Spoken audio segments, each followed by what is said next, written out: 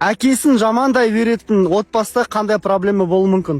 Мен психосоматолог, регрессолог ретінде айтамын, өте көп адамдармен жұмыс жасаймын.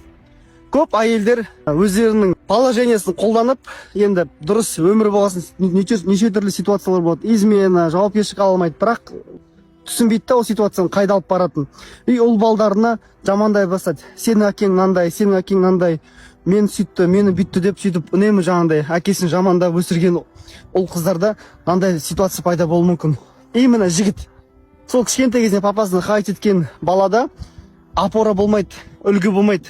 Сөйтіп анаған ұрынады, наған ұрынады, ананы тыңдайды, мынаны тыңдайды, өмірінде бір жоғалтып алғандай сезім пайда болады. Ақшамен үнемі қысылады, өйткені ол әкесін осуждать етеді.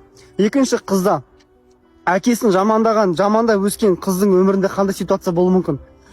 Опорасы жоқ, үнемі қолданып кететін, үнемі үстіне мініп алатын, үнемі постоянно бірдеңе сұрап тұратын жігіттер кездеседі.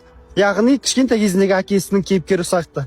Сол себептен, құрметті аналар, мен білем, өте ауыр әртүрлі ситуация болуы мүмкін өмірде. Бірақ эголарыңызды басып, желательно мүмкіндігінше қыздардың, ұлдардың алдында әкелеріңізді жамандамау керексіздер.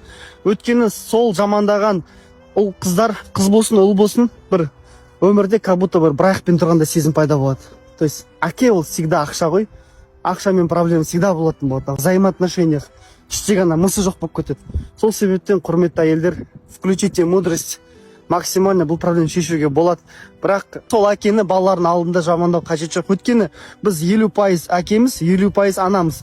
Ойлаңдаршы, әкесін жамандаған бала өзінің жартысын қабылдамайтын болады. А ол постоянно проблема.